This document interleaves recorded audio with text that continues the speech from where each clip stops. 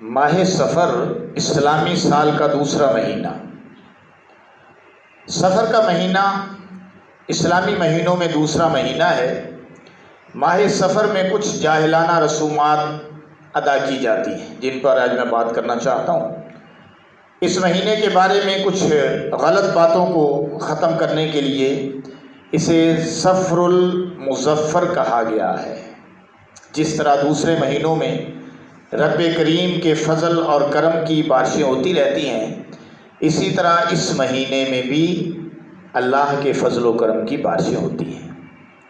سفر کی وجہ تسمیہ یہ ہے کہ اس مہینے میں عموماً اہل عرب کے گھر خالی رہتے تھے اور وہ لڑائی بڑائی اور سفر میں چل دیتے تھے۔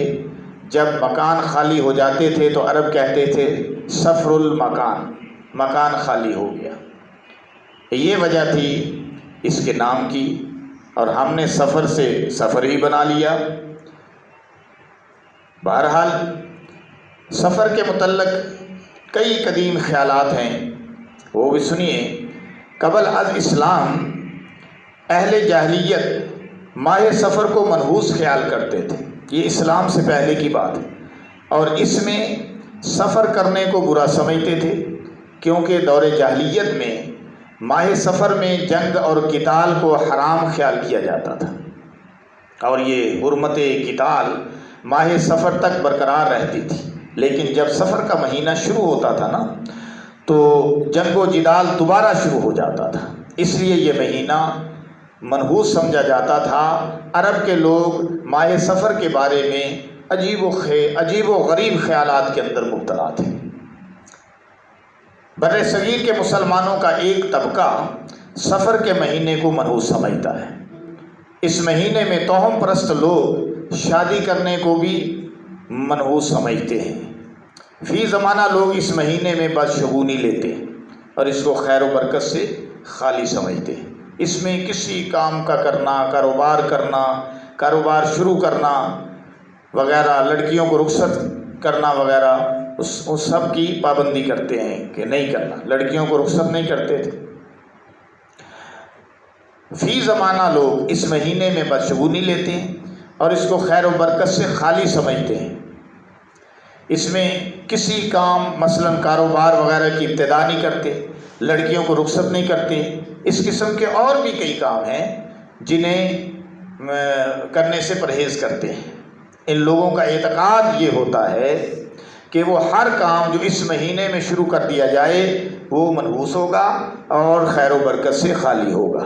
الغرض آج کے اس پڑھے لکھے معاشرے میں بھی عوام الناس ماہ سفر کے بارے میں جہالت اور بے دینی کا شکار ہے، دین سے بلکہ دور ہے۔ میں تو یہ کہوں گا ایسے توہمات کا شکار ہیں جن کا دین سے کوئی دور کا بھی واسطہ نہیں ہے۔ یہ اسی قدیم جاہلیت اور اسی قدیم توہم پرستی کا نتیجہ ہے۔ اتنی صدیاں گزر جانے کے باوجود آج بھی عوام الناس وہی زمانہ جاہلیت جیسی خرافات ذہن میں بٹھائے ہوئے ہیں۔ افسوس، آج ہم اللہ کے قرآن اور اس کے دین کے وارث ہو کر ایسی توہم پرستیوں پہ یقین رکھتے ہیں۔ ہمیں یہ دیکھنا ہے کہ ہمارے نبی پاک صلی اللہ علیہ وسلم نے کیا ارشادات فرمائے ہیں، حدیث کیا کہتی ہے، قرآن کیا کہتا ہے، نبی کا فرمان کیا کہتا ہے، ہمیں تو یہ دیکھنا چاہیے۔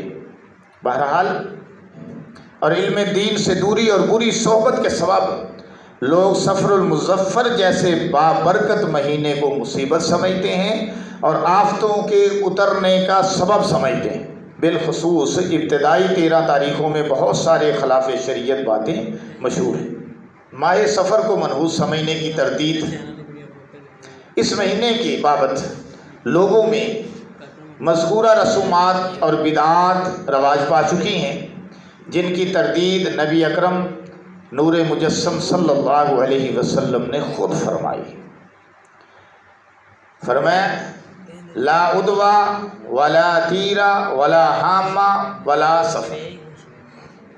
سنیے نبی پاک صلی اللہ علیہ وسلم نے کیا ارشاد فرمایا کہ اللہ کی مشیت کے بغیر کوئی بیماری متعدی نہیں، نہ کوئی بدشگونی لینا جائز ہے، کوئی بیماری متعدی نہیں، بدشگونی لینا جائز نہیں، نہ الو کی نحوست ہے، نہ روح کی پکار، نہ ماہ سفر کی نحوست ہے۔ رسول اللہ صلی اللہ علیہ وسلم نے کلیئر فرما دیا۔ اس حدیث میں ماہ سفر کو منحوس سمجھنے سے میرے اور آپ کے نبی امام الانبیاء محمد الرسول اللہ صلی اللہ علیہ وسلم نے منع فرمایا۔ اب آپ خود اندازہ کریں، آپ خود سوچیں کہ ہمیں اپنے نبی صلی اللہ علیہ وسلم کے فرمان پر چلنا چاہیے کہ ہمیں ایسے ہی توہمات پر چلنا چاہیے۔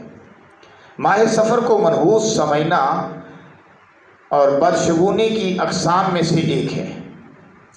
اہل جاہلیت ماہ سفر کو منحوس سمجھتے تھے اور کہتے تھے کہ یہ منحوس مہینہ ہے۔ رسول اللہ صلی اللہ علیہ وسلم نے ان کے اس نظریے کو باطل قرار دیا۔ بدشگونی یعنی کسی چیز کو منحوس خیال کرنا شریعت میں سختی سے منع ہے۔ چنانچہ سیدنا عبداللہ بن مسعود رضی اللہ تعالیٰ عنہ سے رسول اللہ صلی اللہ علیہ وسلم نے ارشاد فرمایا، بدشگونی لینا شرک ہے، بدشگونی لینا شرک ہے، بدشگونی لینا شرک ہے۔ جامع ترمذی میں شارح مولانا عبد الرحمن مبارک پوری فرماتے ہیں، آپ کا فرمان ہے کہ بدشگونی شرک ہے، یعنی لوگوں کا یہ عقیدہ کہ بدشگونی کسی چیز کو منحوس سمجھنا نفع لاتی ہے یا نقصان کرتی ہے، جب انہوں نے اس اعتقاد کے مطابق عمل کیا تو گویا انہوں نے اللہ کے ساتھ شرک خفی کا ارتکاب کیا۔ اور کچھ لوگ یہ کہتے ہیں کہ اس کا مطلب یہ ہے کہ جو شخص یہ عقیدہ رکھے کہ اللہ کے سوا کوئی اور چیز بھی نفع و نقصان کی مالک ہے تو اس نے شرک کا ارتکاب کیا۔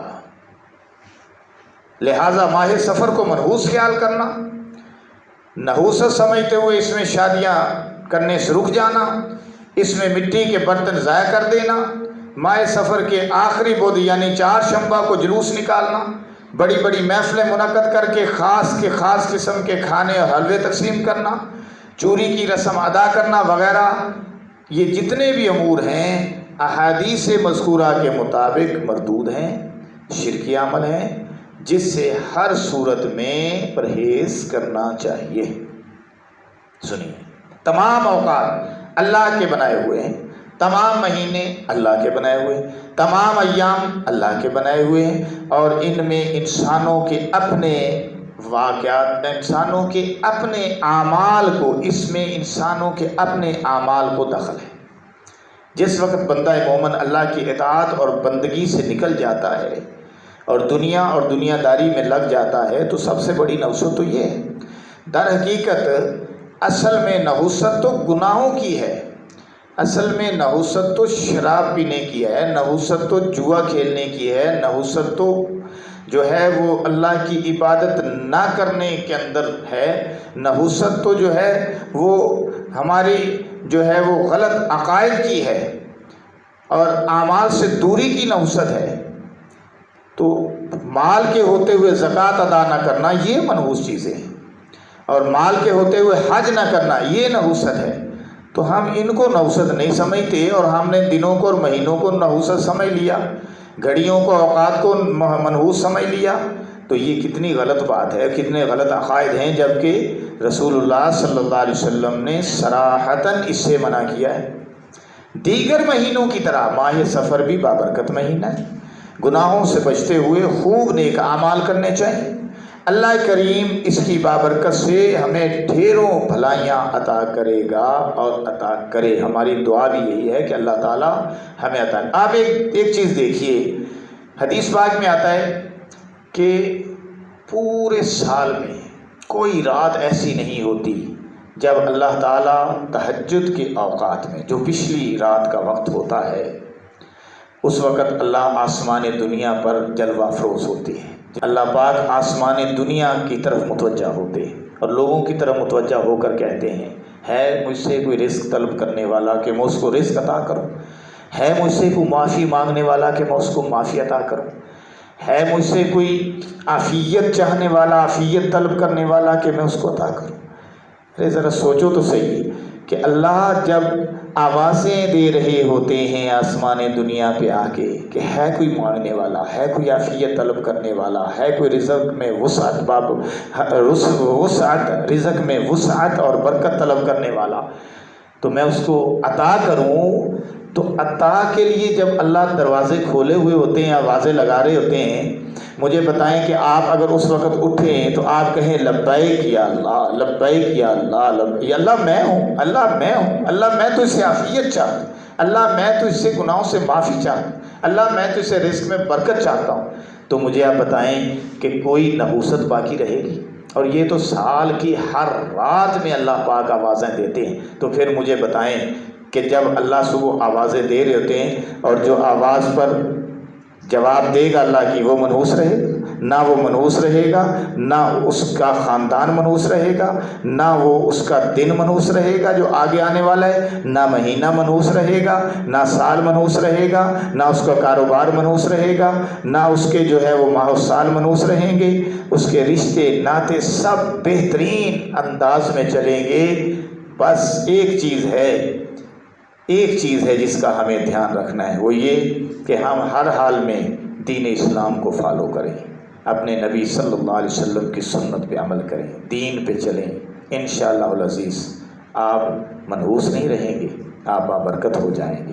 ہماری گھڑیاں منحوس نہیں رہیں گی، بابرکت ہو جائیں گی۔ ہمارے ماہ و سال منحوس نہیں رہیں گے، بابرکت ہو جائیں گے، بابرکت ہو جائیں گے۔ کر کے دیکھیے، عمل کر کے دیکھیے۔